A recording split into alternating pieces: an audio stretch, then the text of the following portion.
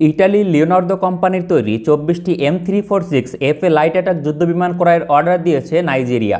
अस्सलाम वालेकुम वीवर, बहुत ही ज़्यादा इम्पोर्टेंट वीडियो है। क्या बांग्लादेश जो है वो इटली से 24 जो है एयरक्राफ्ट M346 जो है उनको बाय करेगा। आज की वीडियो का यही टॉपिक है, तो without wasting in time video को स्टार्ट करते हैं। ইটালির লিওনার্দো কোম্পানির তৈরি 24টি M346F লাইট অ্যাটাক যুদ্ধবিমান ক্রয়ের অর্ডার দিয়েছে নাইজেরিয়া। একই ধরনের সিদ্ধান্ত গ্রহণ করতে যাচ্ছে বাংলাদেশ এয়ারফোর্স। নাইজেরিয়া আফ্রিকা মহাদেশের সবচেয়ে বড় অর্থনৈতিক শক্তি। সাম্প্রতিক সময় তাদের সামরিক বাহিনীকে ঢেলে সাজানোর পরিকল্পনা গ্রহণ করেছে। তবে তিন বাহিনীর মাঝে বিমান বাহিনীকে সবচেয়ে গুরুত্ব দিচ্ছে নাইজেরিয়া, কেননা অভ্যন্তরীণ বিদ্রোহী গোষ্ঠী দেশের একটি বিশাল ভূখণ্ড নিয়ন্ত্রণ করে।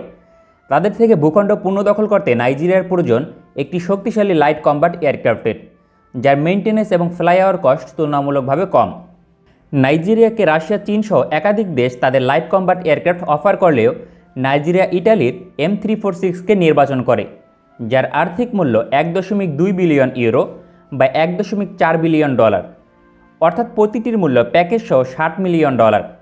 নাইজেরিয়া চাইলে চীন এবং রাশিয়া থেকে এর অর্ধেক মূল্যে ক্রয় করতে পারত, কিন্তু নাইজেরিয়া অধিক শক্তিশালী এবং গ্রহণযোগ্য অপশনকে নির্বাচন করেছে।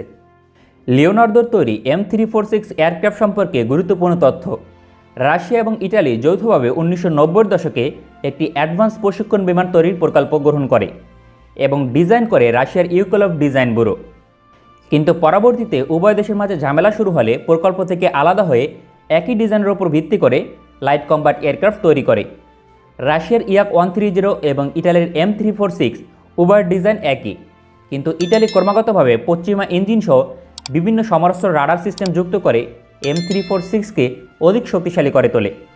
লিওনার্দোর তৈরি M346 প্রথম ফ্লাই করে 15 জুলাই 2004 সালে এবং সার্ভিসে যোগদান করে 2015 সালে। বিমানটি পরিচালনায় দুইজন পাইলটের প্রয়োজন হয়। লম্বায় 11.49 মিটার, উচ্চতায় 4.76 মিটার, খালি অবস্থায় ওজন 4900 কেজি এবং সর্বোচ্চ take off weight 9600 KG. Engine হিসেবে যুক্তরাষ্ট্রের হানিওয়েল কোম্পানির তৈরি দুইটি F124 ইঞ্জিন ব্যবহার হয়। প্রতিটি ইঞ্জিনের থার্স্ট 29 কিলো নিউটন, সর্বোচ্চ গতি ঘন্টায় 1090 কিলোমিটার, কম্ব্যাট রেঞ্জ 1925 কিলোমিটার এবং ফেরি রেঞ্জ 2550 কিলোমিটার। একটানা সর্বোচ্চ 2 ঘন্টা 45 মিনিট উড্ডয়ন করতে সক্ষম। সার্ভিস সিলিং 13,716 ফিট, অর্থাৎ সর্বোচ্চ 45,000 ফিট উচ্চতায় উড্ডয়ন করতে সক্ষম। অস্ত্র বহনের সক্ষমতা অনেকটাই শক্তিশালী একটি লাইট কম্ব্যাট এয়ারক্রাফট হিসেবে। মোট 60টি হার্ড পয়েন্ট রয়েছে, যেখানে 3000 কেজি মিসাইল এবং গোলাবারুদ বহন করতে সক্ষম। MK-82, MK-83 বোমা বহনের পাশাপাশি এয়ার টু এয়ার মিসাইল হিসেবে বহন করে যুক্তরাষ্ট্রের তৈরি AIM-9 সাইড উইন্ডার, যার রেঞ্জ 35 কিলোমিটার পর্যন্ত। এটি ক্লোজ রেঞ্জের জন্য পৃথিবীর সেরা 3টি এয়ার টু এয়ার মিসাইলের একটি, এবং IRIST short range air two air missile ব্যবহার হয়, যার রেঞ্জ 25 কিলোমিটার। এটি পৃথিবীর সবচেয়ে শক্তিশালী short range air two air missile.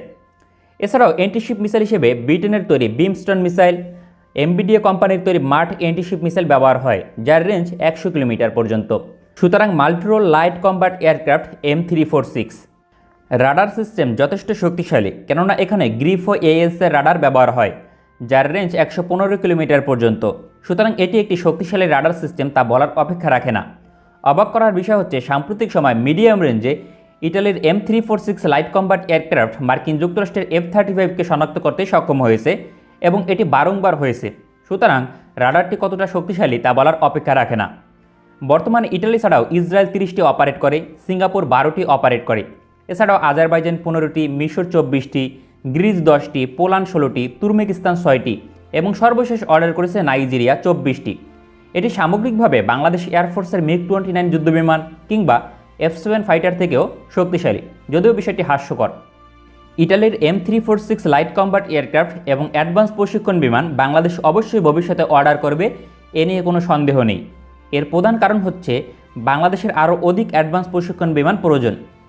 Bangladesh বিমান বাহিনীর জন্য মাল্টিরোল কম্ব্যাট এয়ারক্রাফট পশ্চিমা দেশ থেকে আসবে, এটা কনফার্ম।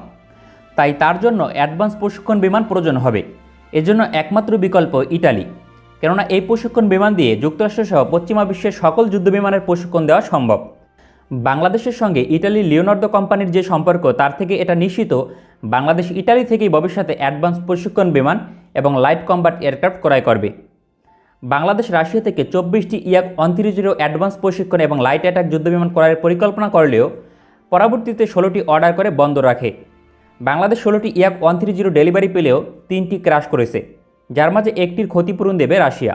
वीवर ये एक शानदार किस्म का एयरक्राफ्ट है और बांग्लादेश को एक शानदार किस्म के एयरक्राफ्ट की नीड है और मल्टीपल जो एयरक्राफ्ट हैं जिसमें मॉडर्न किस्म के एयरक्राफ्ट है, फाइटर जेट है, वो बांग्लादेश की नीड है। तो इंशाल्लाह बांग्लादेश जो है अब बहुत जल्द अपनी एयरफोर्स के लिए जदीद और पावरफुल किस्म के एयरक्राफ्ट को ऐड करके अपनी एयरफोर्स को दुनिया की बेहतरीन किस्म की एयरफोर्स बनाएगा। अगर आप लोगों को ऐसी मजीद इंफॉर्मेटिव वीडियो देखनी है जल्दी से हमारे चैनल को सब्सक्राइब कर लीजिएगा। मिलते हैं आपसे नेक्स्ट वीडियो में इंशाल्लाह, तब तक के लिए अल्लाह हाफिज़।